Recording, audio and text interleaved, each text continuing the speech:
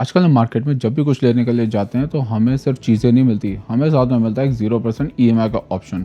और उस ऑप्शन को देख के हमें ऐसा लगता है कि हम दुनिया की हर एक चीज़ अफोर्ड कर सकते हैं, चाहे वो हमारी बस से बाहर हो। बट रियलिटी में ये हो रहा होता है कि हम लोन नहीं ले रहे होते, लोन हमें ले रहा होता है, और उस लोन के चक्कर में हम अपना फ्यूचर बेच रहे होते हैं। फ़ोन हो, कार हो, टीवी हो या वेकेशन, हर एक छोटी छोटी चीज़ पे ईएमआई का ऑप्शन बहुत आसानी से मिल जाता है। और हाल ये हो जाता है कि एक ईएमआई खत्म होती है और दूसरी ईएमआई स्टार्ट। पर इन छोटी छोटी ईएमआई को पे करते करते इंसान को ये पता नहीं लगता कि वो एक ऐसे जाल में फंस गया जहाँ पे वो मेहनत तो बहुत करता है, पैसा भी बहुत कमाता है, पर जिस दिन पैसा अकाउंट में आता है उसी दिन पैसा अकाउंट से गायब हो जाता है। सेविंग के नाम पे कुछ नहीं बस। और फिर ये चक्कर शुरू होता है कि एक लोन को खत्म करने के लिए हमें दूसरा लोन लेना पड़ता है। इसी चीज़ को कहा जाता है डेब्ट ट्रैप, जहाँ पे इंसान पैसा सिर्फ इन ईएमआई को पे करने के लिए कमाता है। इस वीडियो में हम समझेंगे कि डेब्ट ट्रैप क्या होता है और कैसे ये छोटी छोटी मंथली ईएमआई हमारी जिंदगी में बड़ा भार बन जाती है। ऑल्सो कि एक नॉर्मल मिडिल क्लास फैमिली के बंदे इस कर्जे में क्यों फंस जाते हैं, और वहीं पे अमीर लोग कर्जे का फायदा लेके लोन लेके अपनी वेल्थ और बढ़ाते हैं। इस वीडियो में हर एक बात करेंगे। और सबसे जरूरी कि मंथली इंस्टॉलमेंट के चक्रों से कैसे बच कर रहें, अपनी स्पेंडिंग और इन्वेस्टिंग हैबिट को यूज करके अपना फ्यूचर फाइनेंशियली कैसे सिक्योर रखें।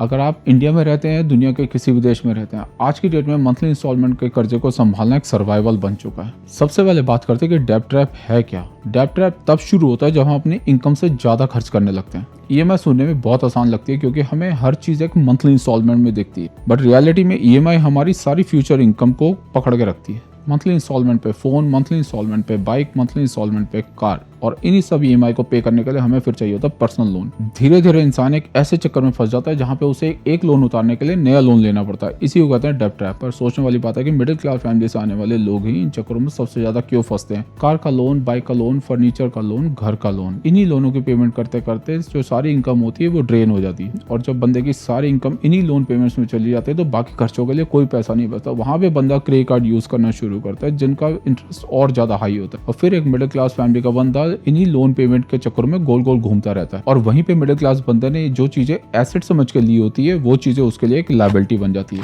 और वहीं दूसरी तरफ अमीरों के लिए ये लोन्स वेल्थ बनाने का एक टूल बन जाता है, क्योंकि अमीर लोग फोन जैसी छोटी छोटी चीजों के लिए लोन नहीं लेते, वो लोन लेते हैं बिजनेस लोन, रेंटल प्रॉपर्टी के लिए लोन, या फिर रियल एस्टेट के लोन, या फिर टैक्स एडवांटेज। इन चीजों के लिए वो लोन उनको एसेट बना के देते। तो सिंपल बात यह है कि मिडिल क्लास लोन लेता है खर्च करने के लिए और अमीर लोग लोन लेते हैं वेल्थ बनाने के लिए। आपको ये कैसे पता लगेगा कि आप एक डेब्ट ट्रैप में फंसते जा रहे हैं? सबसे पहला साइन होता है क्रेडिट कार्ड की मिनिमम पेमेंट करना। आज की डेट में क्रेडिट कार्ड हर किसी के पास है, और जब हमें एक महीने के बाद क्रेडिट कार्ड की स्टेटमेंट रिसीव होती है उसमें हमें पेमेंट के दो ऑप्शन मिलता है। एक होता है फुल बैलेंस और एक होता है मिनिमम पेमेंट। और वो यही मिनिमम पेमेंट करते करते कई कई साल निकाल देते हैं और उनको पता नहीं लगता है जहां पे उन्हें 10,000 खर्चे होते हैं उस 10,000 के 25 से 40,000 तक पे कर चुके होते हैं 3 से 4 साल के अंदर। दूसरा सबसे बड़ा साइन है कि हमें एक लोन की पेमेंट करने के लिए हमें दूसरा लोन लेना पड़ता है। अगर आप इस स्टेज पे आ चुके हो तो आप समझ लो ऑलरेडी इस जाल में फंस चुके हो। और तीसरा सबसे बड़ा साइन है कि मंथ खत्म होने से पहले ही आपके अकाउंट जीरो हो चुके हैं और आपके पास कोई बैलेंस नहीं बचा। और अगर ये मंथली पेमेंट्स आपकी इनकम के 35% से ज्यादा हो चुकी है तो ये समझ लो आप इस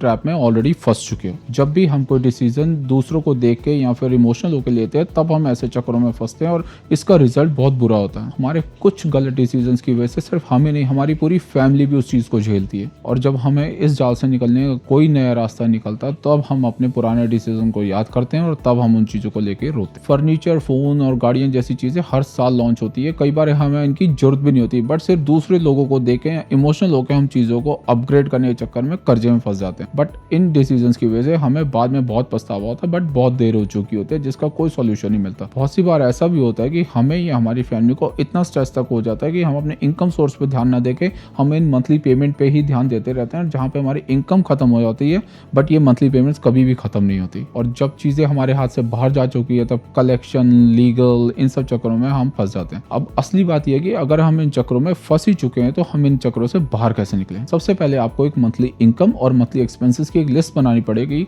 जो आप एक सिंपल पेपर पे भी कर सकते हैं या फिर एक्सेल शीट पे भी कर सकते हैं। फिर आपको इनकम वाली साइड पे ये फिगर आउट करना है कि आप अपने इनकम के सोर्स कैसे बढ़ा सकते हैं, अपनी मंथली इनकम को कैसे बढ़ा सकते हैं, चाहे आपको जितना मर्जी काम करना पड़े। इनकम ही एक ऐसी चीज है जो आपके एक्सपेंसेस को कवर करेगी। तो उसके लिए आपको कुछ भी करना पड़े, आपको फ्रीलांसिंग करनी पड़ती है, एक्स्ट्रा आवर्स करने पड़ते हैं, कुछ भी करना पड़ता है, जॉब बिजनेस में कुछ भी करना पड़ता है, आपको करना पड़ेगा। और दूसरी तरफ एक्सपेंसेस लिस्ट में आपको ये देखना पड़ेगा कि कौन से फालतू के खर्चे जिनको हम आज की डेट में घटा सकते हैं। कई बार हमारे मंथली एक्सपेंसेस में ऐसे भी खर्चे होते हैं जिसकी हमें कोई जरूरत नहीं थी, बट हम कई सालों से उनका मंथली सब्सक्रिप्शन पे कर रहे होते हैं। बट जब हम या हमारी फैमिली इस सिचुएशन में होती है तो हमें उन चीजों को अवॉइड करना पड़ेगा और उनके बिना ही हमें सर्वाइव करना पड़ेगा। एक छोटा सा दूसरा तरीका ये है कि हमारे घर में कई सालों से बहुत सा ऐसा सामान पड़ा होता है जिसकी हमें कोई जरूरत नहीं होती। आज की डेट में कई ऐसी वेबसाइट है जहाँ पे आप अपना यूज सामान बेच सकते हो। कई बार हम इमोशनली अटैच होकर अपनी पुरानी चीजों को अपने से दूर नहीं करना चाहते, बट इस सिचुएशन में आप ऐसी चीजों को निकाल के आप छोटी छोटी इनकम जनरेट कर सकते हो। तीसरा काम आपको ये करना है कि आपके ऊपर जितने भी डेप्ट हैं उसकी एक लिस्ट बनानी है और उसके बाद आपको ये फिगर आउट करना है कि हाई इंटरेस्ट वाले लोन कौन से और सबसे कम बैलेंस वाले लोन कौन से हैं। और फिर आप अपनी मंथली इनकम के हिसाब से या तो सबसे पहले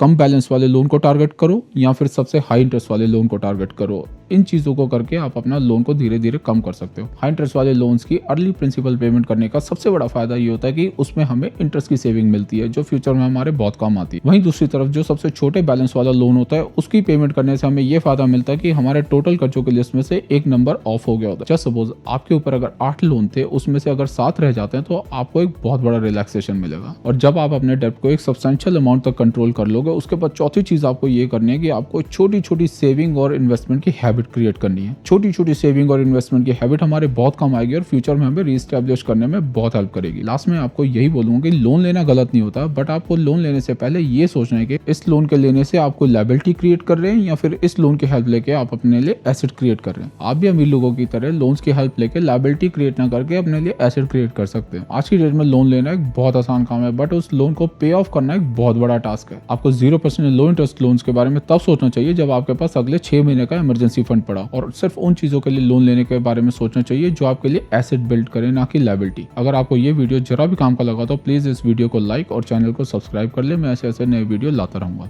थैंक यू फॉर वॉचिंग।